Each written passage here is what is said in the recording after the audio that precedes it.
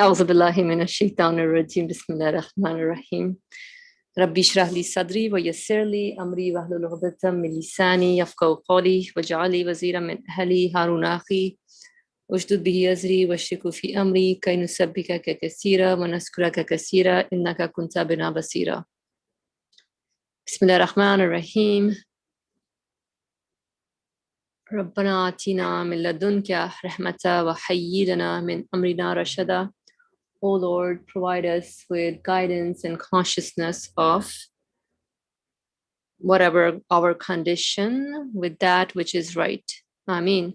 وصلى اللهم على محمد وعلى آله وصحبه أجمعين والحمد لله رب العالمين. Ameen. Assalamu alaikum everyone. Inshallah, hope all is well. Happy Saturday. We will continue on today with the fourth ray on page 78, expounding of the verse, for us God suffices, he's the best disposer of affairs. Bismillah ar-Rahman ar-Rahim, hasbunallahu wa ni'mal wakil. How can we apply this really in our daily lives and proceed in our existential journey by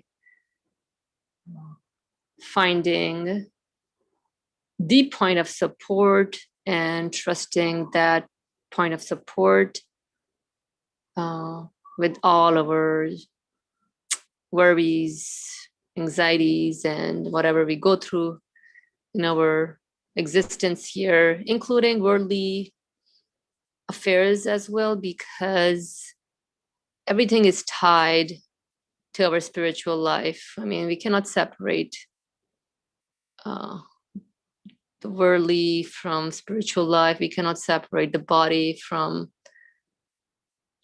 my consciousness, because in a way it's all tied. I mean, how would I experience existence otherwise if I was not made to experience things, life, universe, concerns? Things may seem all like a piece of paper, but at the end of the day, why do I get bothered by something? Why? It seems that there is a need within the human being of not wanting any kind of worries, not wanting anything to be bothersome. Like even with the worldly affairs, we want things to be settled, things to be, not like a hindrance. Pretty much we want a smooth life, I would say, so that that can help also focus in on the existential side of it, and in order to also make a spiritual connection with the source of our existence. So let's see what the author walk us through with this fourth degree of the luminous verse. For us God suffices. So let's just start. Bismillah ar-Rahman ar-Rahim. The fourth degree of the luminous verse, for us God suffices.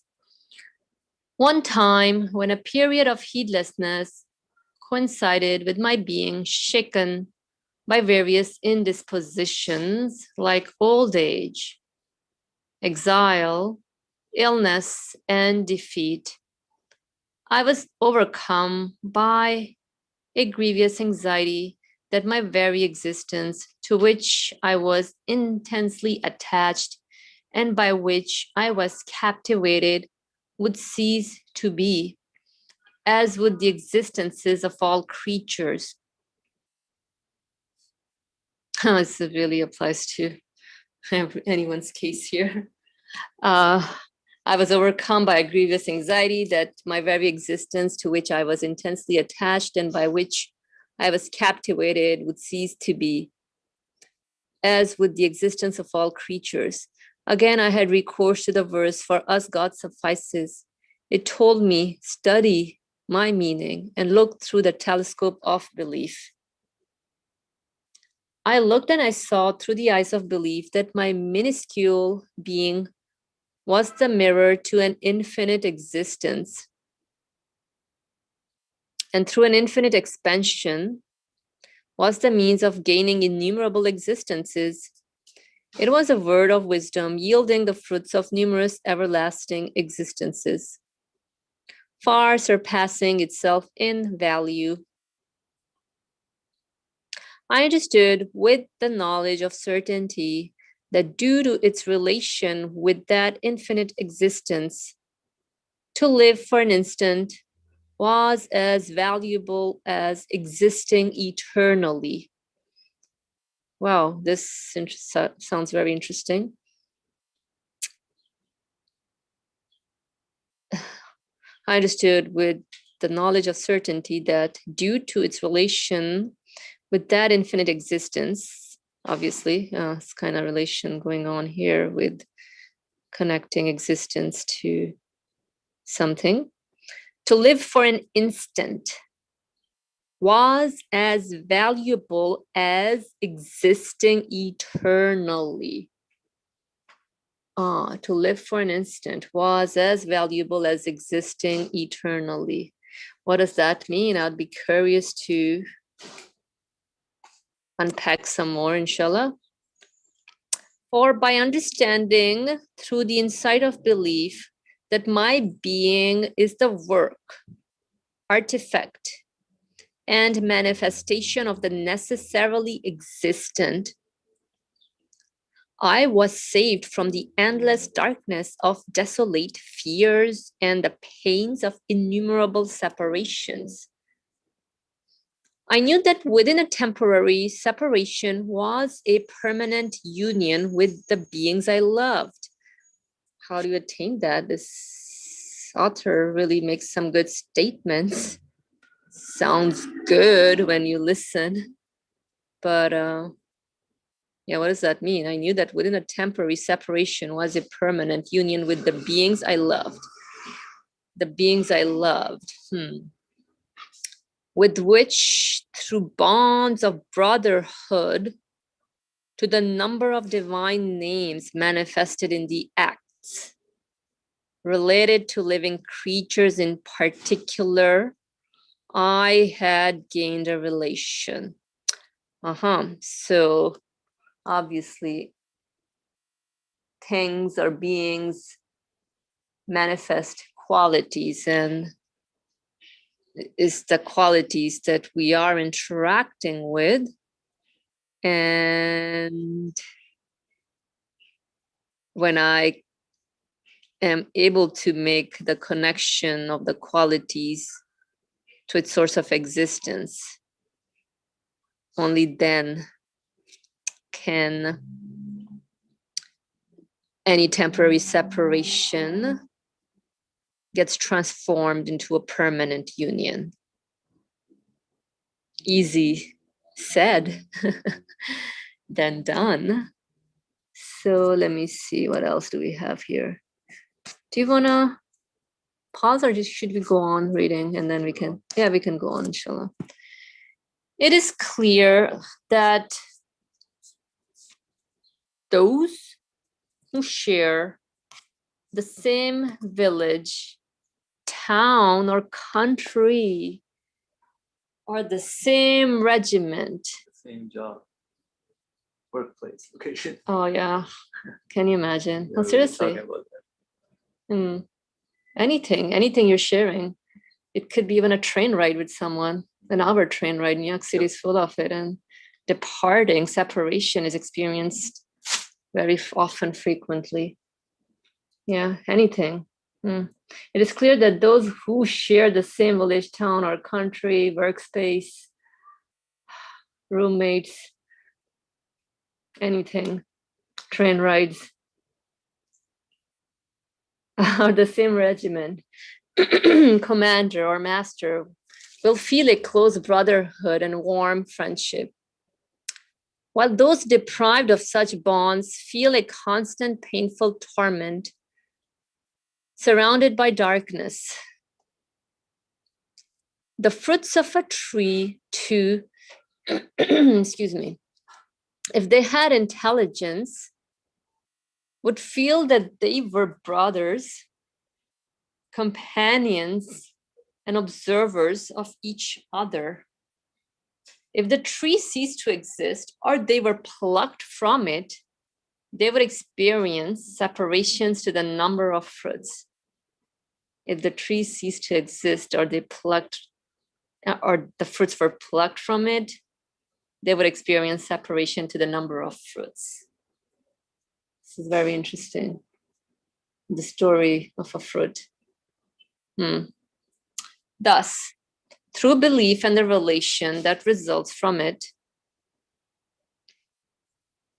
my existence, like that of all believers, gains the light of myriad existences, untouched by separation.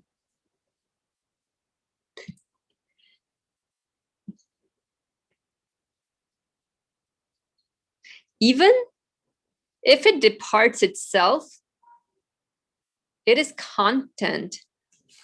It is content. Thank you. Like joyful, happiness, content. Even if it departs itself, it is content. How did you say that? Content. Contentment. Okay, it is content, for they remain behind as though it had remained, as though it had itself remained. All right, let's try this again. Got caught up with the whole pronunciation thing.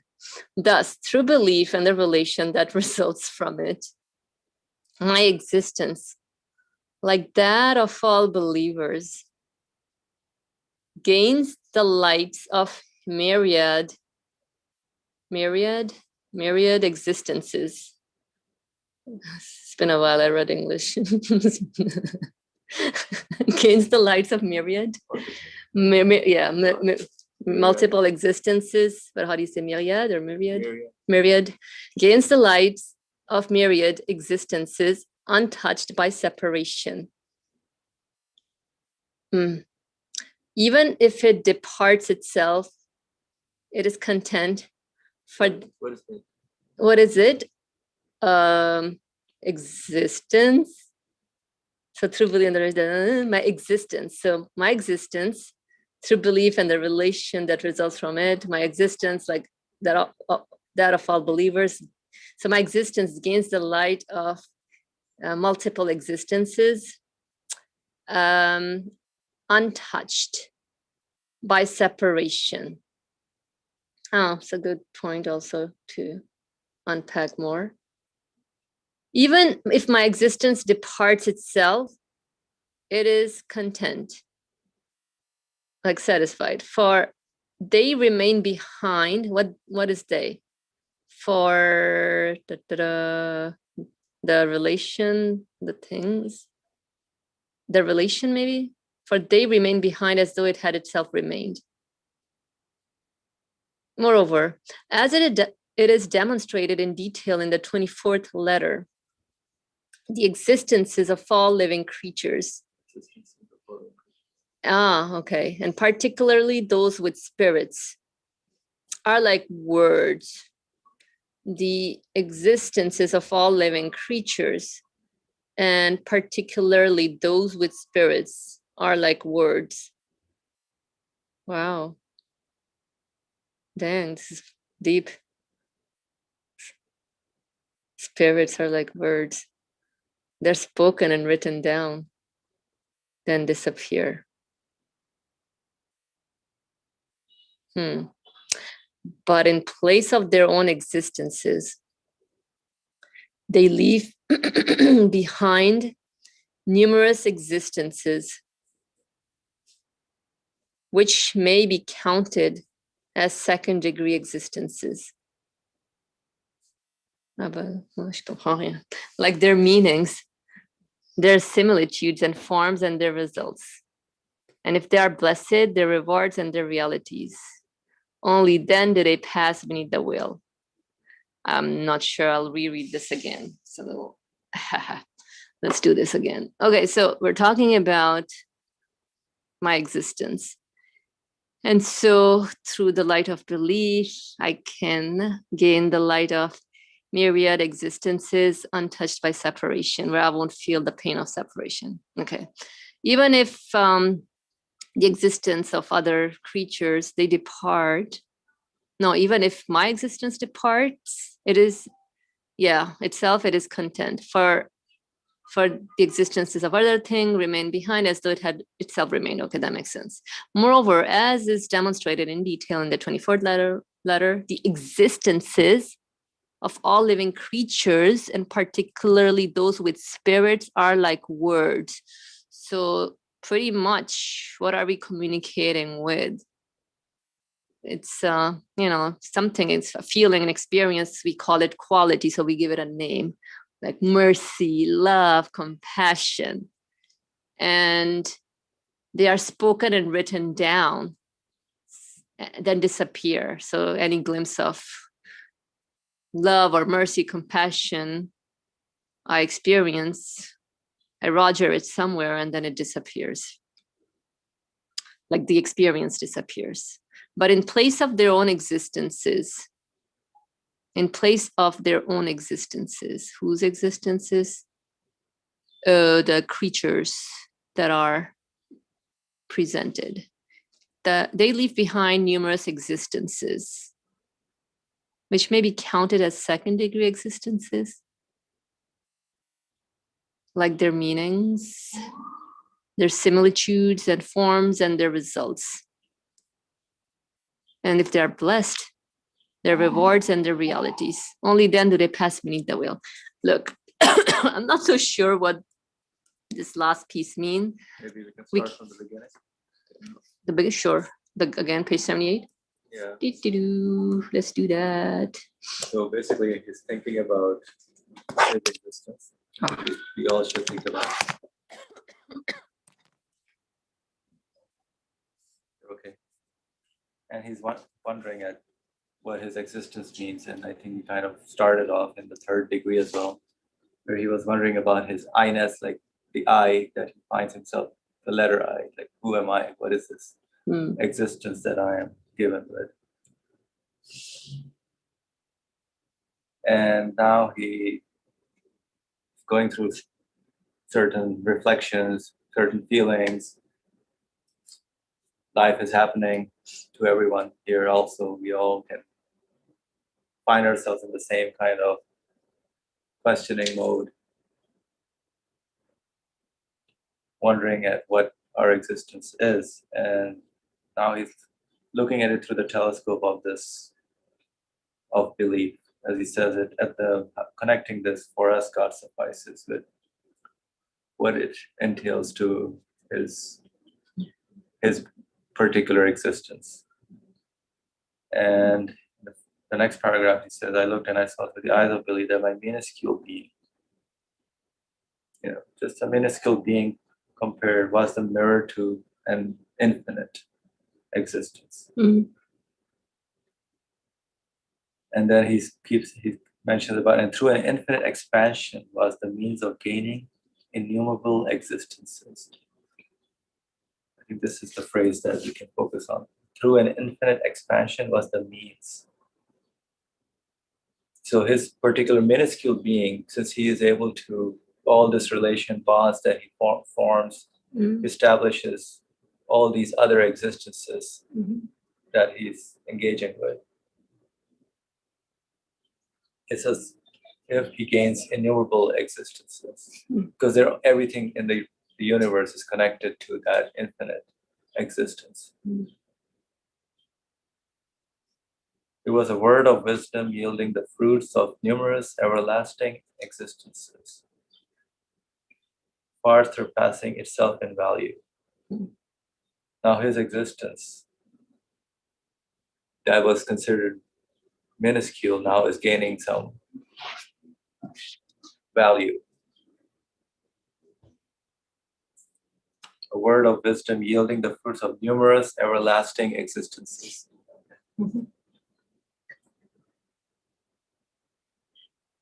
I understood with the knowledge of certainty that due to its relation with that infinite existence, to live for an instant was as valuable as existing eternally. This is something you were Yeah. What does that calling mean? on. Yeah, so what do you think about that state? Well, that was my initial query. So with rereading the whole thing again, Now tie it to the existence. Are you? Existence. I'm thinking of for Yeah, myself. Yes, sir. Let me tie this to existence. So wait, where's that thing To again? live for, it's in the middle of the second paragraph. Understood with the Knowledge of certainty. oh yeah, here to live for an instant was, I think it doesn't, I think to me, time is a human construct. So let me see.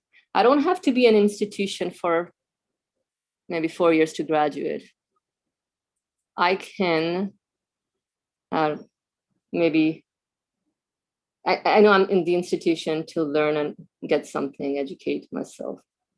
So time is just, I think it's relative. It's a human construct. Okay. So as long as I can, I guess, extract the essence of my learning in an education system, right?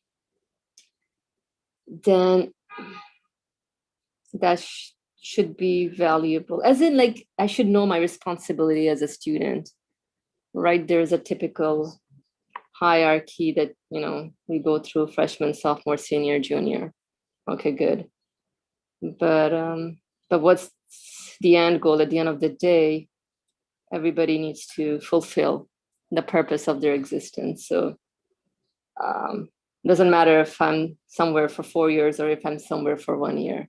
What do I make out of that opportunity? What do I make out of that event that's presented to me? So I can be in the universe maybe just for 1 year, but as long as I'm able to connect my whole being to its purpose, then hey, that's valuable, rather than being in the universe for, let's say, 4 years and just not really getting a sense of direction of what this universe points to. Then then that's just not valuable for me. But again, I don't know, it's just some immediate thoughts. But let me see. No, that's good. So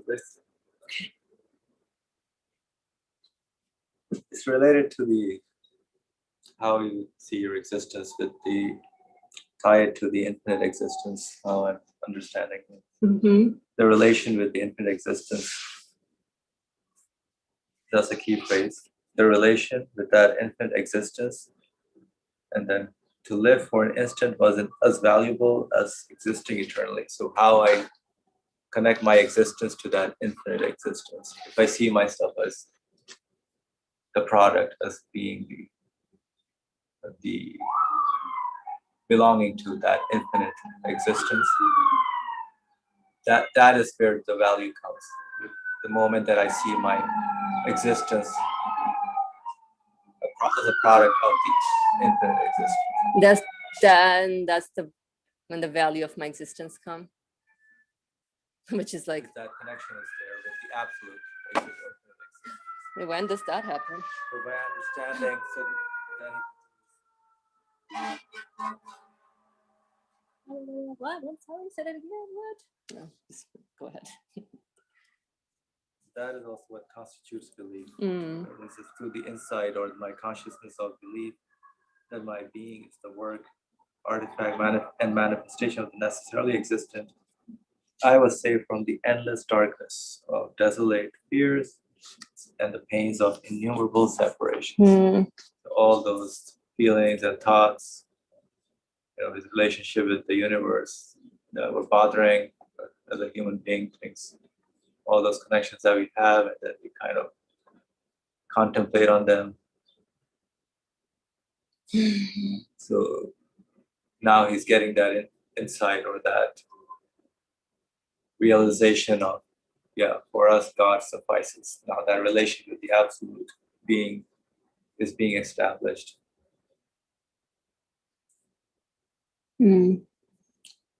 So all those brotherhood, bonds of brotherhood that have been established, they're not going into permanent separation, but permanent union. Like the temporary, it's just a temporary separation, but a permanent union with the beings I loved. But we can, maybe somebody else have some comments. Sure. I see. Huh? You're looking for some other answer. No, I'm just thinking, you know me, I'm just thinking. Go ahead, Ali Murmur.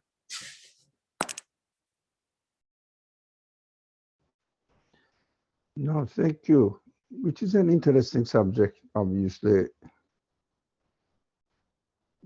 There is a different, unaccustomed way of approaching the subject, which is interesting.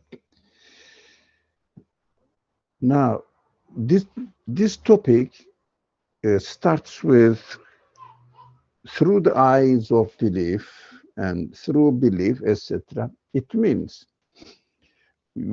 this topic is not about whether there is a creator or not. This is now studied. This is done. After realizing that there must be a creator, then the author shares his feelings, you know, a kind of grievous anxiety, old age, exile, illness, defeat. Anyway, life is really not pleasant to live. So why do I exist then? What is the point in existing? Then, of course, he uses the analogy of a work.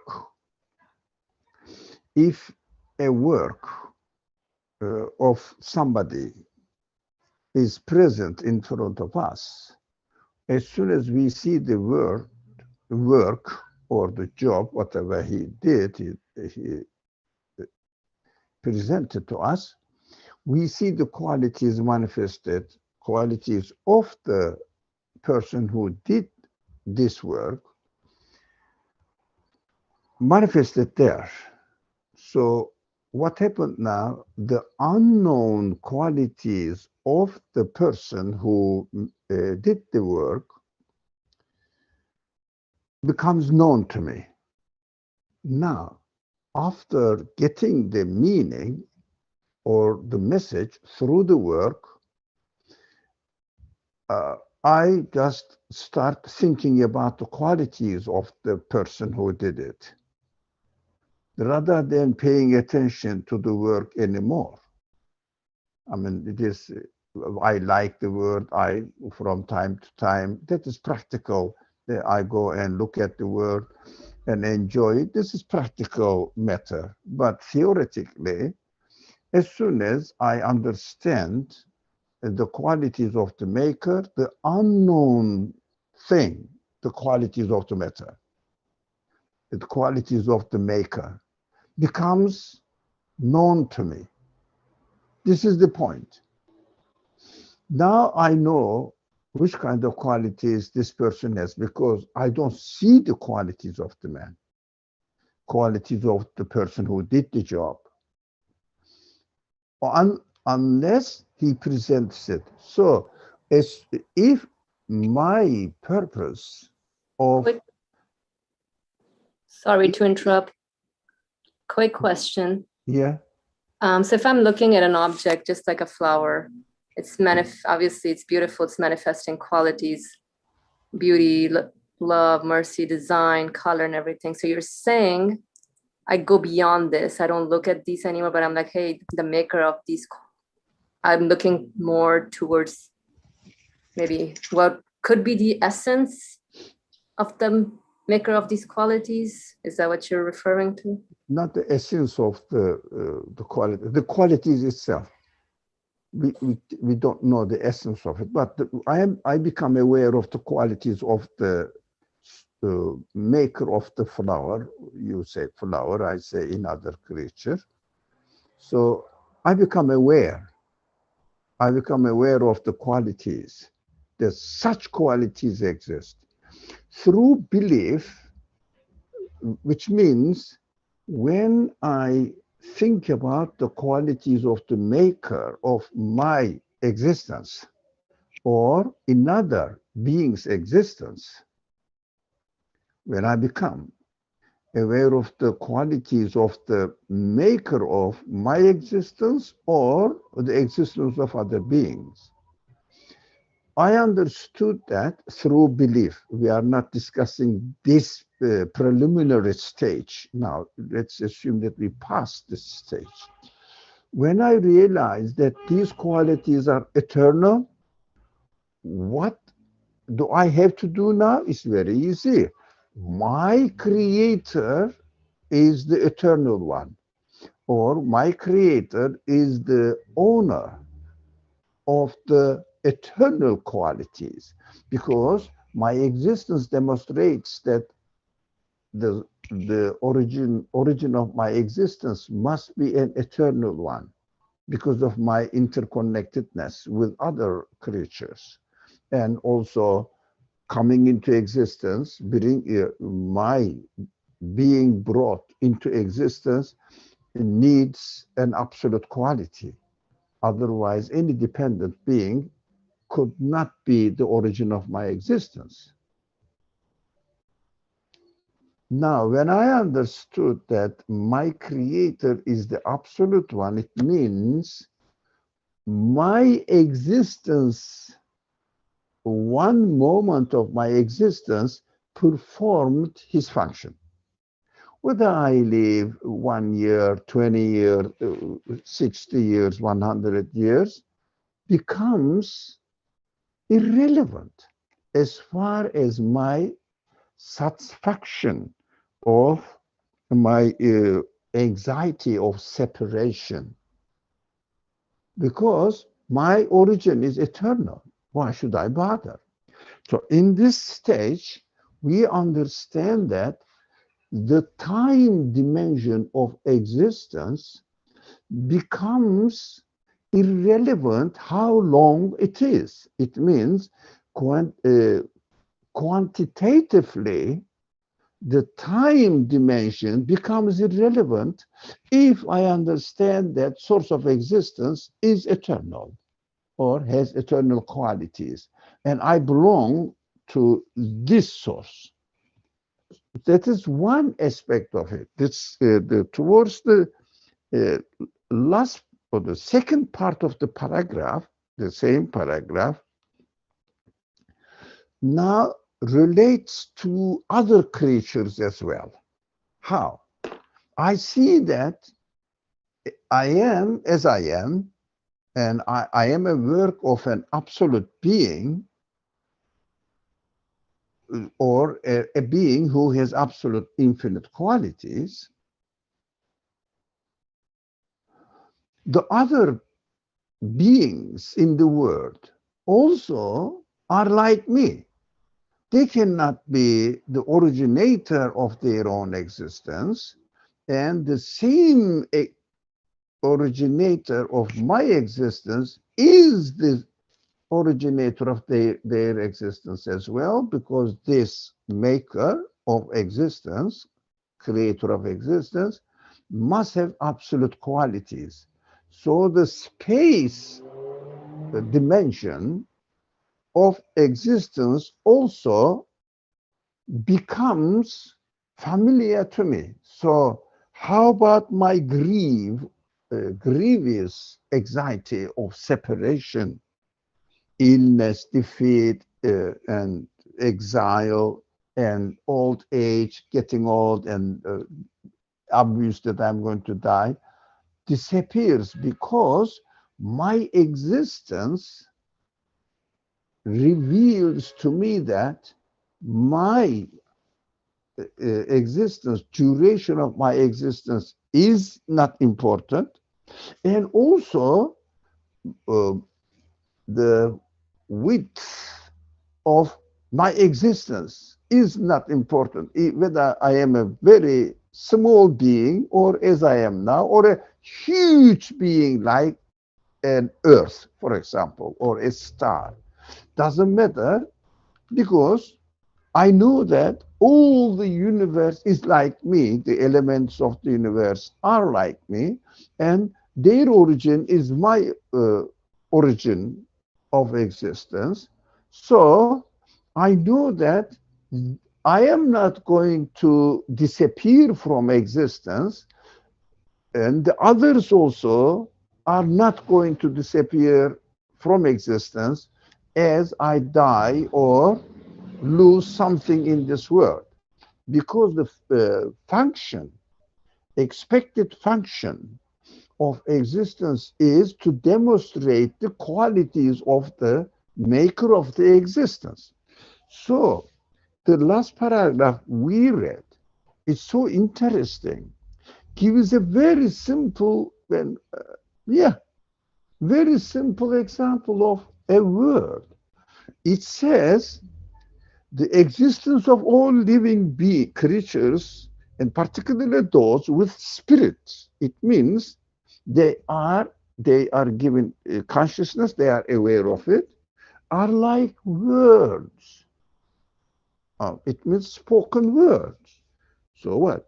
They are spoken and written down, and then the words disappear. But the words disappear. But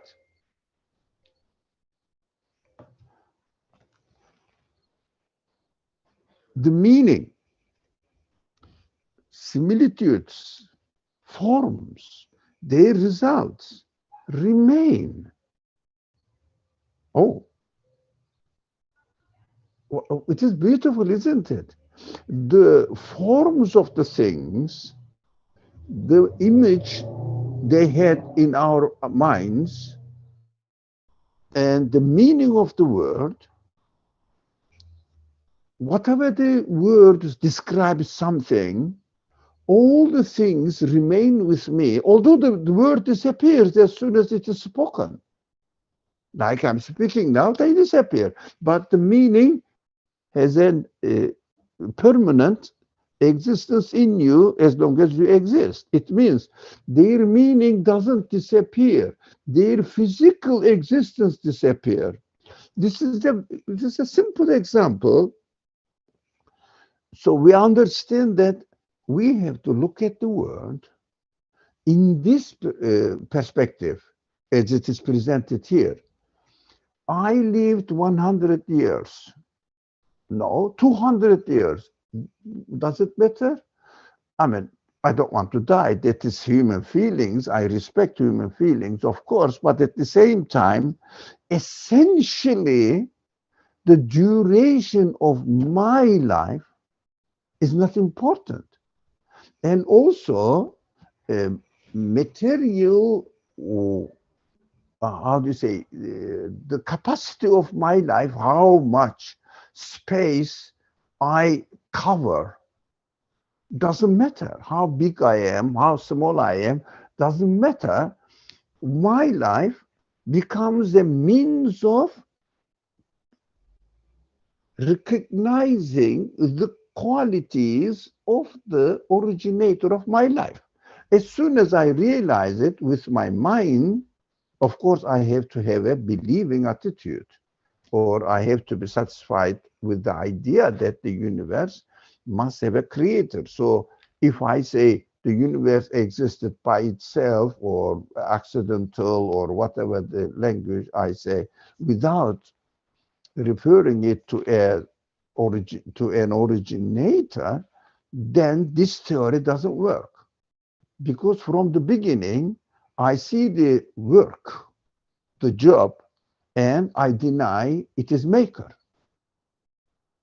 Now, work is happening by itself. Or that is a false attitude, but this false attitude or irrational attitude blocks this argument. It doesn't work for this person. That's why those people who don't see their creator, or who don't accept that they have a creator, they really, really live in order to expand their lifespan. Of course, we have to take, believers also have to take care of their lifespan and live in a healthy way, not because of the fear of losing their existence, but because of the respect of the work. For example, if a person presents a beautiful work to me, for example, I see the work, we look at the work, and I say, oh, I understand that you are a beautiful, I don't know, architect, and very talented architect. Okay. Afterwards, do I just tear off the blueprint that the architect drew for me? No, I respect it, but as far as I am concerned, the architect or the blueprint has already accomplished its function. That is the point, that if this blueprint gets lost, as long as I know that architect is alive, architect is the same architect as the one who created me, I will understand that, look, we belong, all of us belong to the eternal source, so no worry about it. Of course, this is a great release from psychological depressions, because there is no fear of loss. There is no fear of, I don't know, death, losing, or comparison, saying that these people have this, but I don't have it, and develop a sense of jealousy. For example, I don't, because, oh, my friend has been given this property or this thing, whatever it is, he's wearing a nice dress. Oh, my creator has given this dress to him. Why should I be jealous of him? Because he is my creator. He is my creator. He can give the same thing to me because he's an absolute being. So as long as I have this creator for myself in my mind, I don't develop envy. But if I don't, definitely I will say, he is lucky, I'm not lucky. I don't know why he got it, but I didn't. There is no end to the comparisons. And of course, always being in grief. Assalamu alaikum. Wa alaikum assalam. Okay. Any other pointers from anyone? Okay, good. Let's move on then. Do you want to add anything? That's very good. Really good. Thank you. Okay. All right. In just the same way, when they depart from external existence, my existence and the existence of all living creatures leave behind them their spirits. If they possess them and their meanings and realities and similitudes, and the worldly results and fruits of the hereafter produced by them individually. They leave their forms and their identities behind in memories and on the preserved tablet, and in the films displaying eternal vistas, and in the exhibitions of pre-eternal knowledge, and they leave the divine glorifications offered by their essential beings, which represent them and give them permanence. In the notebooks of their deeds and their innate responses to the manifestations of the divine names and what the names necessitate, and their being existent mirrors to them, they leave in the sphere of the names. They leave behind in their places numerous non-physical existences like these, more valuable than their external existences. Then they depart. This I knew with the knowledge of certainty. Thus, through belief and the insight and relationship resulting from belief, one may lay claim to the above-mentioned everlasting immaterial existences. In the absence of belief, besides being deprived of all those other existences, even one's own existence goes for nothing, for oneself, and is lost in non-existence. Anyone wants to make any comment here in the last two paragraphs we just read? I think this point boils down to the same thing, that how everything is just like a page of a book. You read, you get meaning from it, and the next page comes in. That leaves some impressions, so pretty much the meaning or whatever you extracted from it in your memories, visualizing something pertaining to existence, that pretty much. Do you want to add anything? Okay. All right, so let's move on to the discussion. No? Okay. No, so this paragraph is like Brother Ali was sharing. Yeah. Basically, whenever something departs, it leaves behind there the meaning what they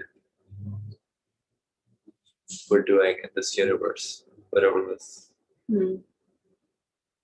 So the qualities that are there, whatever that you focus on those qualities, and that's what remains. Right. But then he said about something about that everything is preserved, and in the preserved like memories, and within those memories, everything gets preserved. Whatever the individual's doing, whatever the things with spirits, anything basically with meaning, they leave behind their legacy in a way, in terms of the memories and preserved tablets, whatever they're doing, displaying eternal vistas, exhibitions of pre-eternal knowledge, and they leave the divine glorifications. So they leave the divine glorifications offered by the essential beings, which represent them and give them permanence. So whatever quality, whatever their outcome of their actions was, whatever the results, whatever the divine glorification, how much recognition was there, is what builds the permanence for them. The result. And in the notebooks of their deeds, this is interesting, their innate responses to the manifestation of the divine names. Is within human beings, the innate is natural to us, organic to us, in terms of just move freely as a response to whatever we're seeing. We should be witnessing the divine names, the manifestation of the divine names.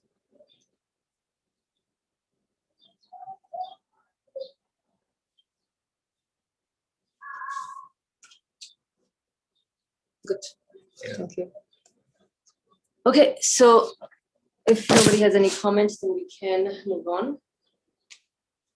At one time, I felt great sorrow. So this was also the absence of belief. So you don't get all those. In the absence of belief, besides being deprived of all those other existences, you're deprived of all those qualities, all those meaningful aspects of things. Even your own existence. Even one's own existence goes for nothing. I think keyword here is existence, like recognizing what existence means, what existence points to. Yep. Because I can only get to know existence by interacting with creation. Like I think last time we were talking about even making comparisons about the different qualities also. So that's how one recognizes existence. Otherwise, I think we cannot define it. I think we were saying this, but we can identify existence. So I guess through lack of health, we can identify health and the health giver. So pretty much, I think it all boils down to recognizing existence and what the existence points to. Because then this connects with even when the author is saying even one instant, I think of recognizing what the existence points to is as valuable as existing eternally. I think so that would be that part. Okay. Does any additions from anybody else? Okay. So let's move on. Sure. At one time, I felt great sorrow at the speedy destruction of the spring flowers. I even pitied those delicate creatures. That was interesting, though, just looking at some plants. I think it's a little warm today, kind of a little dry, the flowers. I think we can all relate to this piece. But the above mentioned truth arising from belief shows that such flowers become flowers in the world of meaning. Oh, this is a good point. Each like a fruit-producing tree or a shoot. In respect of the lights of existence, all those existences apart from spirit,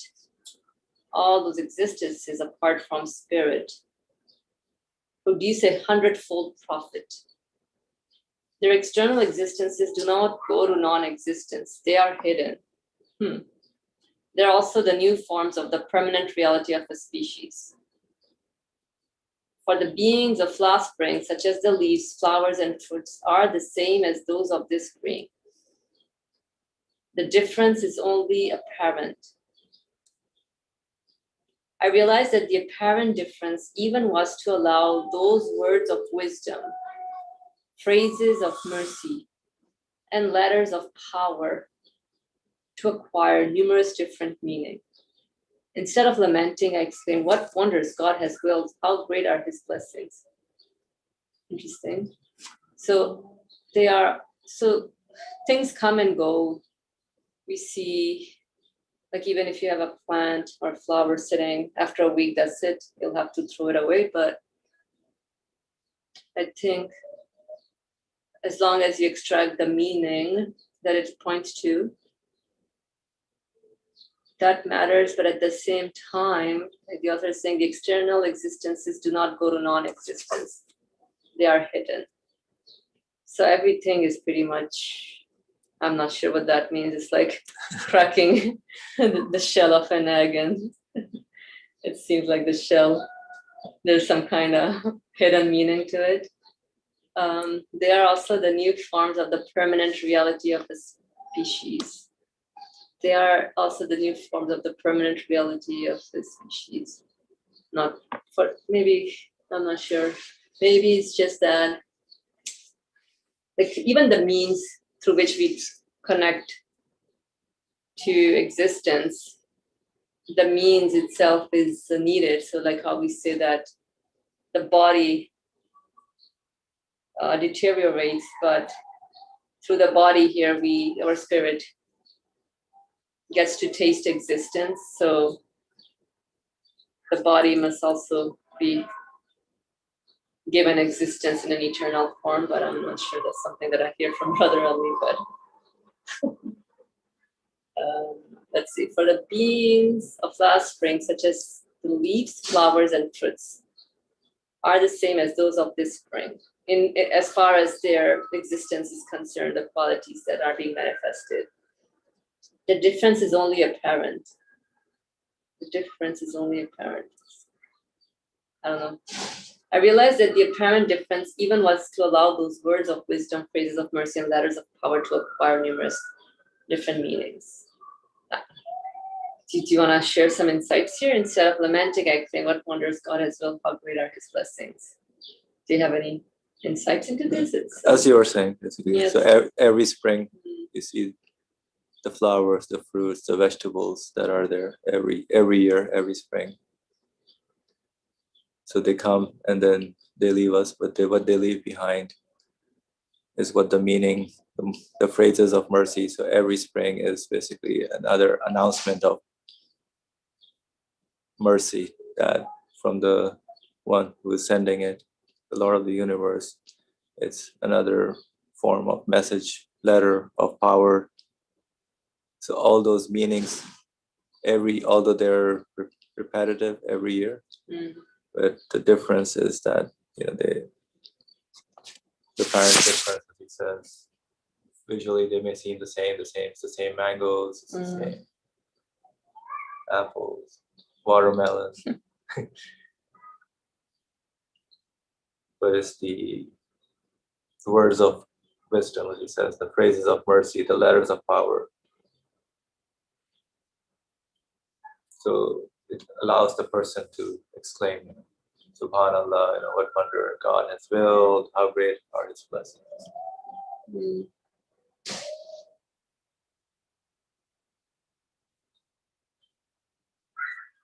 Okay. Thank you. Thus, through the insight of belief and by being connected through belief to the maker of the heavens and earth, I perceive from afar what a source of pride and honor it is to be the work of art of a craftsman who adorns the skies with stars and the earth with flowers, who adorns the skies with stars and the earth with flowers and exquisite creatures, and demonstrates 100 miracles in every one of his artifacts.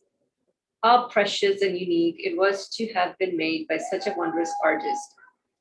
The verse taught me in particular that since that wonder-working artist had inscribed in the tiny copy of man the mighty book of the vast heavens and earth, even making him a choice and perfect summary of the book, what a great honor and achievement in a way of acquiring value it was for man. What a great honor and achievement and way of acquiring value it was for man, and that through the relation and insight of belief, he could receive and lay claim to that honor. Conceiving of all beings in my mind, I formed the intention and declared through the tongues of all of them, for us God suffices, and he's the best disposer of affairs.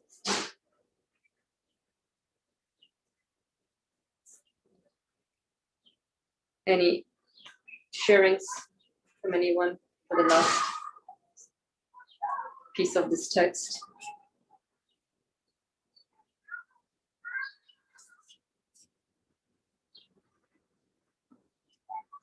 It has more to do with the feelings of the individual. How he sees the existence of himself and seeing that who does he belong to, what are all the existences in the universe, who do they belong to, whatever the qualities that you're engaging with. And you can understand, wow, you are the work of such a being, such an artist. And all the qualities that you see in the universe, you find themselves in your being as well, in your existence. I think it's just like what Brother Ali was saying, engaging just with the qualities, so you know that the qualities point you to its source of existence. So what else do you want in terms of what existence points to, or who's setting up the stage?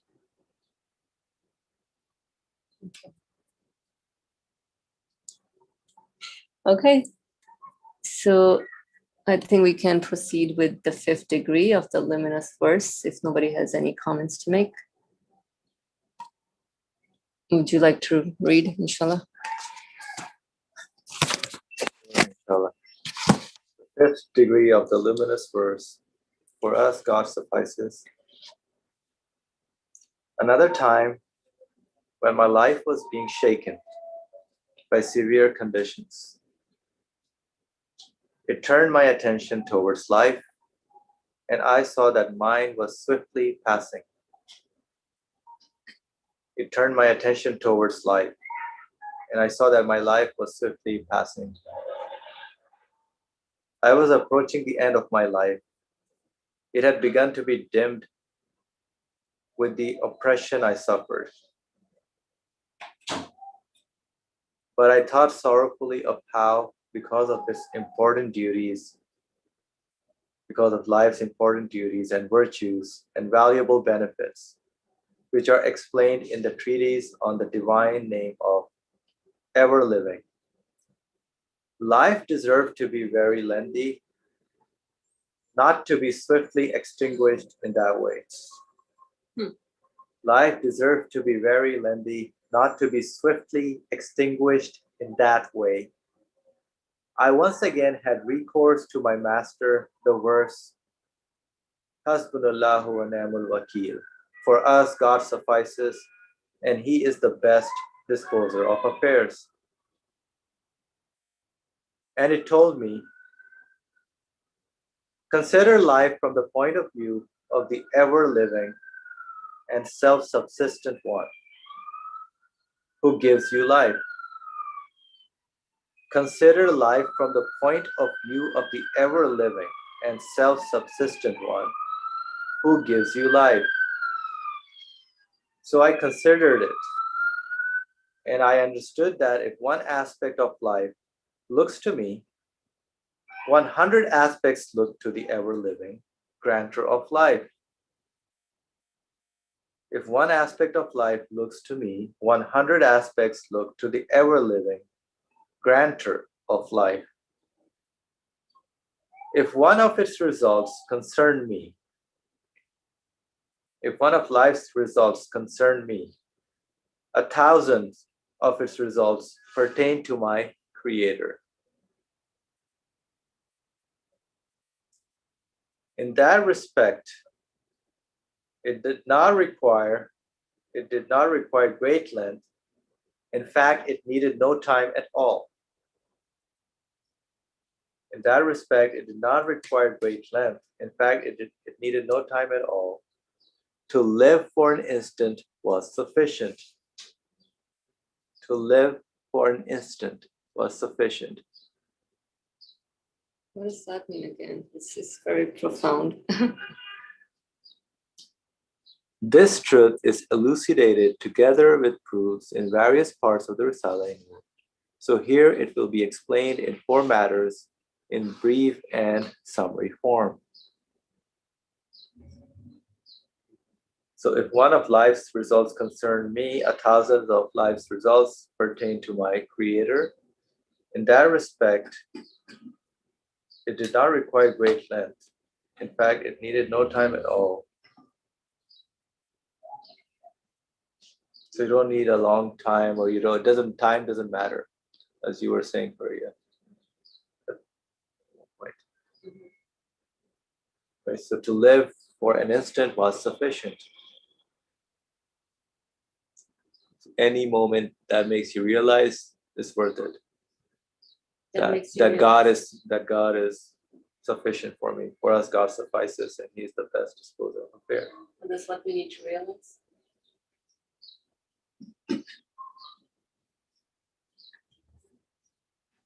So should I continue, Faria? So that's what we need to realize, you're saying in a moment. That for us, God suffices. The realization that, I belong to an ever-living one. Okay. The one who gives me life. The one who's taking care of How do you do that? ever-living grantor of life. So now he's focusing more on life. Before, I think it was more on existence. Now he's thinking about what this life that he's living is in this 5th degree. And now he's saying there are a lot of results that come out of it, but now, which is interesting, because we usually say, oh, my life, oh, this my life, that my life, I'm going through this in my life. So that's just one aspect. But who gave you life? What is the life actually? What is it? It's my life, it's now and ever. Is it did I give myself life, or so? It's my life. Maybe a small part of it looks everything actually goes back to the one who gives life. Just like the existence, everything goes back to the one who is the source of existence. Same thing with life. It goes to everything looks towards, whatever I do, It's basically given to me from the one who gave me life. It's now or never. I'm gonna live forever. I wanna live. What's that for you? What's it? Any Anjali? All right, so should I continue? First matter.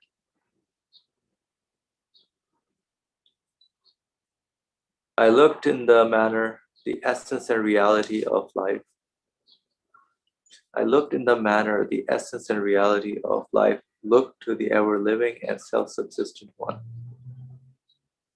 I looked in the manner, the essence and reality of life. Look to the ever-living and self-subsistent one.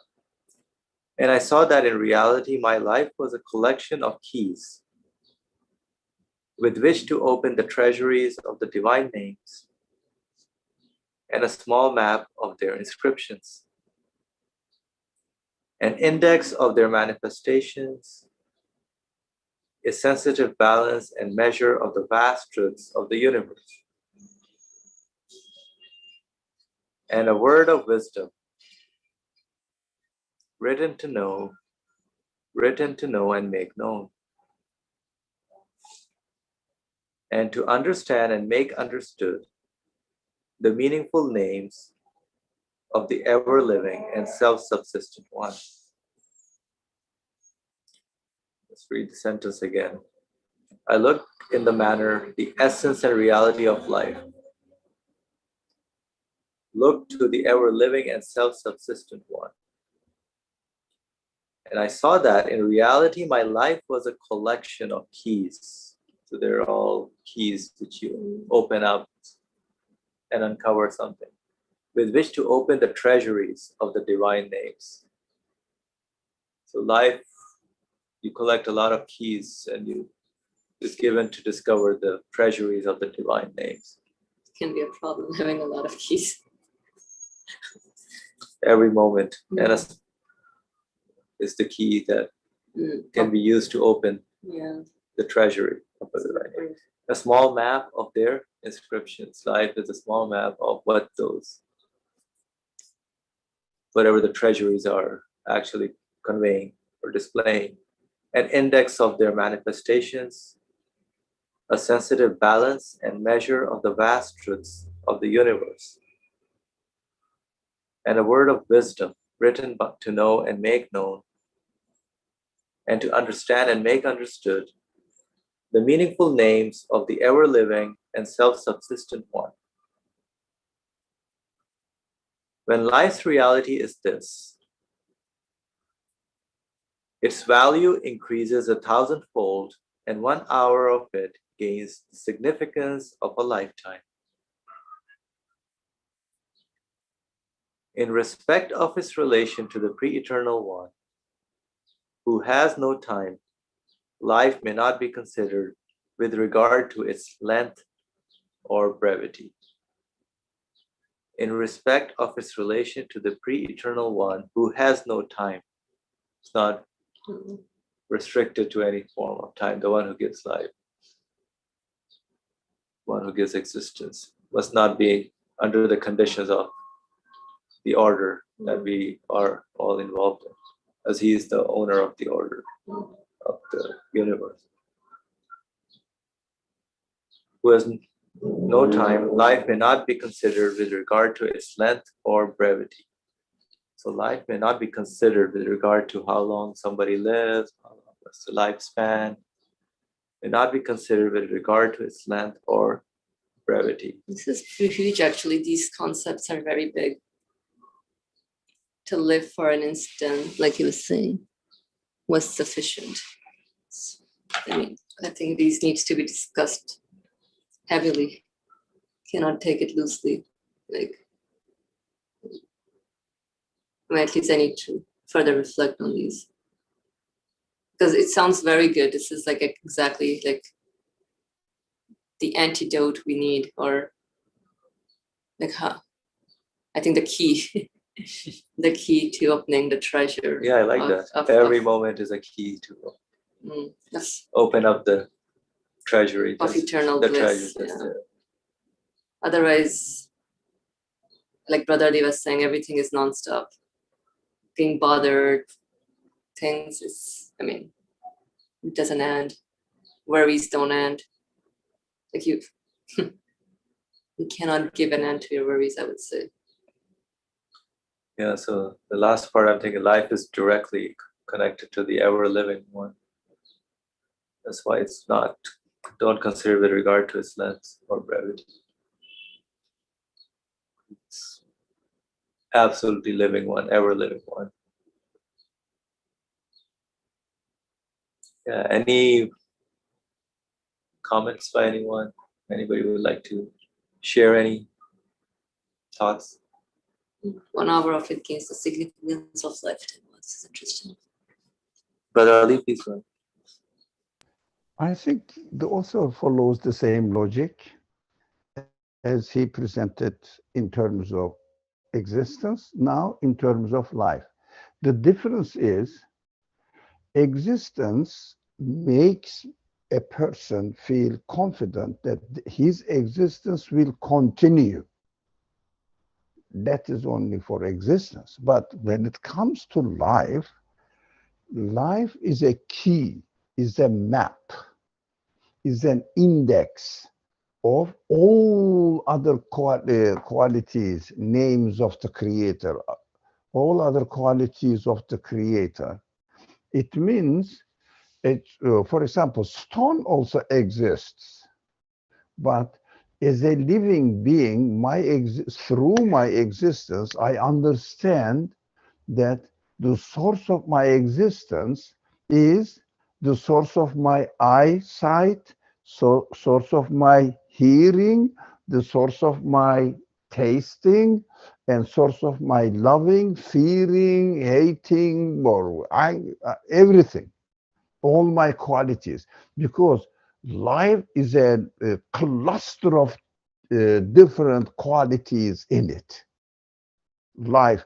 And through life, my consciousness become aware of all the qualities that are attached to my life, which are not only physical qualities, but also my spiritual qualities, the qualities of my soul. I become aware of it.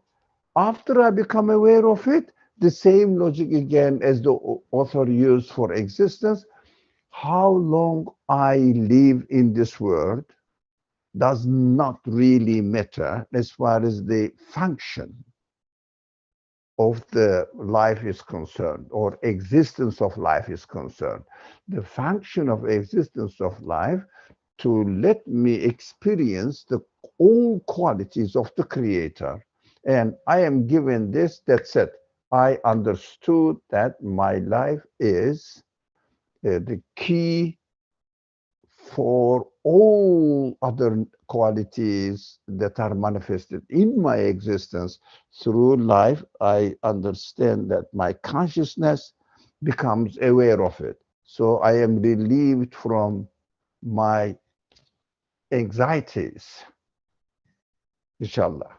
That is a good, interesting approach to the subject. I like that.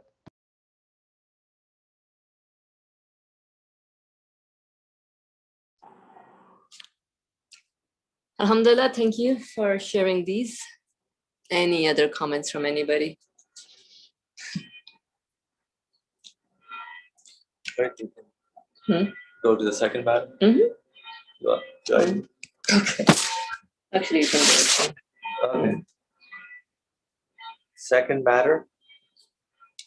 I considered the true rights of life, and I understood that my life is a dominical missive. I consider the true rights of life. What is the rights of living? The true rights of life, and I understood that my life is a dominical missive. It invites my brothers, other intelligent creatures, to read itself. Life invites my brothers and other intelligent creatures to read itself.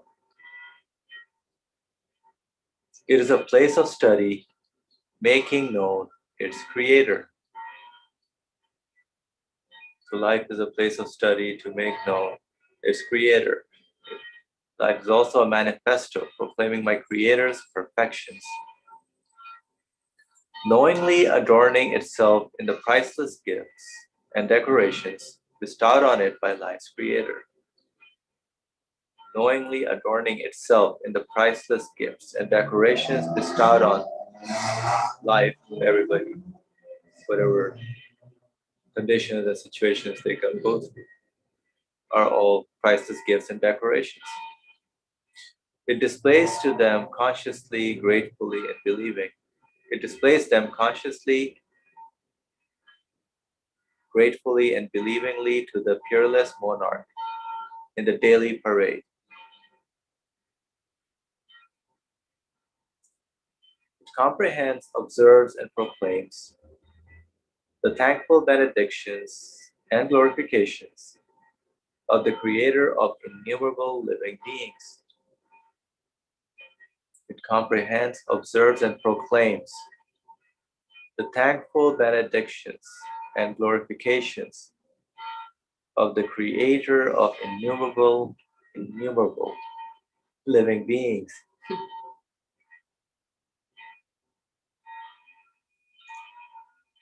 And it makes known verbally and through the tongues of disposition and worship the beauties of the ever-living and self-subsistent one's dominicality.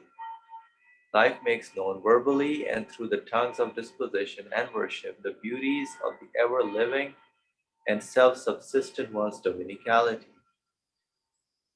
I understood with the knowledge of certainty that the elevated rights of life like these did not require lengthy time.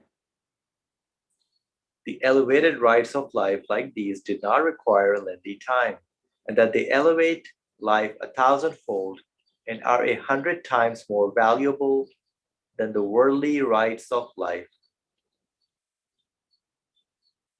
And that they elevate life 1,000-fold and are 100 times more valuable than the worldly rights of life. I exclaimed, "Glory be to God. Belief is so valuable and living that it infuses with life everything it enters." Belief is so valuable and living that belief infuses with life everything that enters life. It transforms the fleeting glimmer of transitory life. Belief transforms the fleeting glimmer of transitory life into eternal life, dispelling the transience in life. The belief transforms the fleeting glimmer of transitory life into eternal life, dispelling the transience in life, or dispelling the transience in it.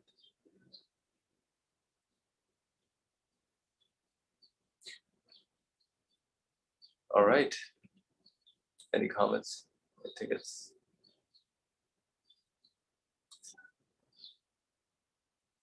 going along the same line of thinking and reasoning on exploring what the rights of life is, like what is life given for, what's the purpose behind it. It's interesting. Yeah, so the first was more about discovering the divine names, operating as a key, as a map. This one, the true rights of life. So there's some comments from Zeba Khan. Plant changes the form, doesn't go into an existence, into non-existence. So plant changes the form and does not go into existence. I'm reading some comments here. It turns into manure, compost. They serve the purpose of their creation by pointing to its creator and following the order of their maker. if I know the ever-living creator and I have established a connection as my Rabb being sufficient for me, I've testified that one moment or 100 years doesn't make a difference. Thank you. I think these are valuable comments coming from YouTube comments that one moment of existence is enough than 1,000 moments or something. So interesting point. And I think going back to what you're saying, yeah, this second matter is also interesting, how it's saying that this is a place of study, making known its creator. And then from there, you can proclaim thankfulness, being grateful. And so all of this really transform anything that may seem to be valueless or temporary into something eternal. Okay. And I don't know if anybody has any comments. Otherwise, we can stop here for today, inshallah. So living life with belief.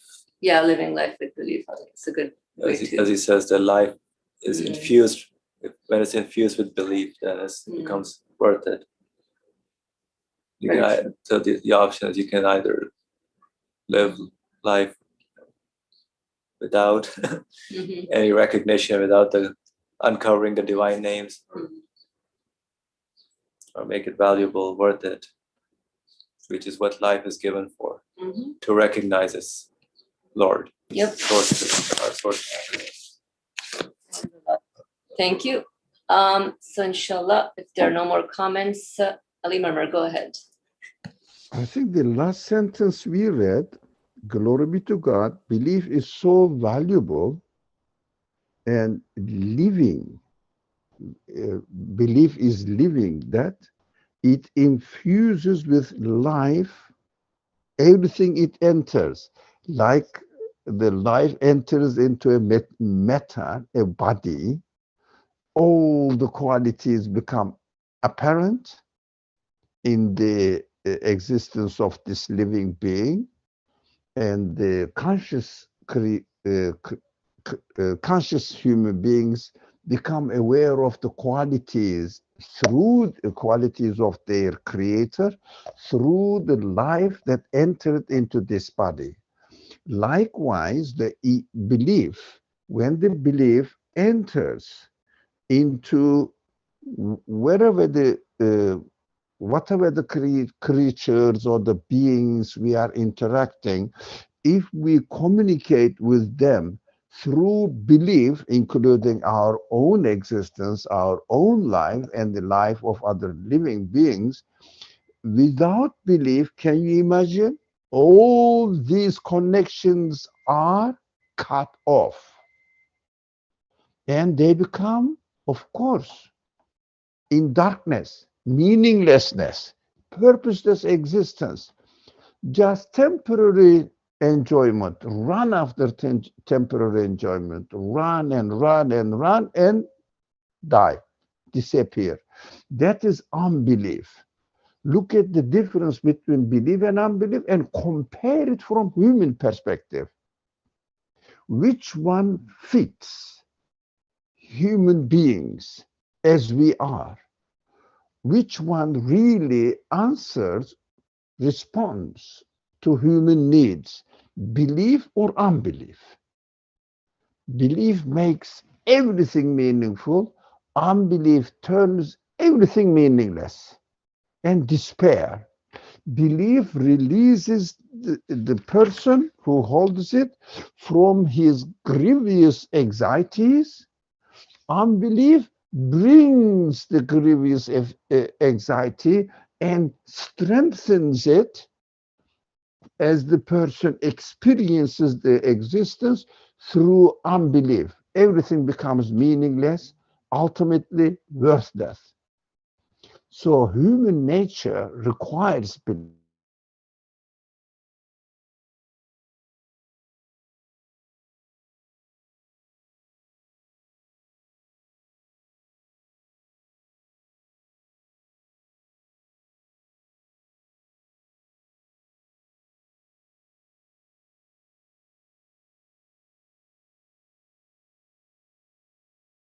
the lifespan.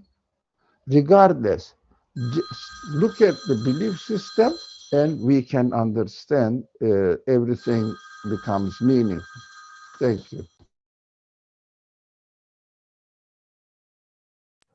Thank you, Brother Ali. Inshallah, we can stop here for today.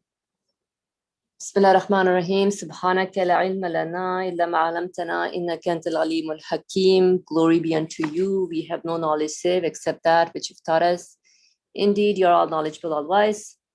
Wa akhiru da'wahum alhamdulillahi rabbil alameen. Bi hurmati sirra surat al-Fatiha. Ameen.